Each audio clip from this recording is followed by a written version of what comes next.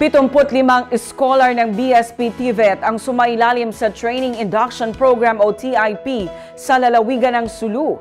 Ang kwentong BSP TVET mula kay Jen Garcia.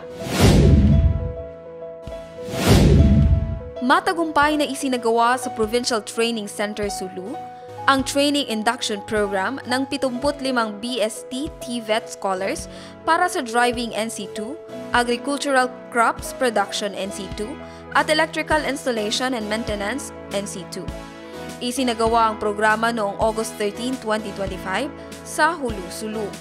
Ang TIP ay bahagi ng Bangsamoro Scholarship Program para sa Technical Vocational Education and Training, BSP TVET, na naglalayong maibahagi sa mga trainee ang kahalagahan ng skills training at kung paano ito makatutulong sa paghahanap ng trabaho. Jen Garcia, iMinds, Philippines.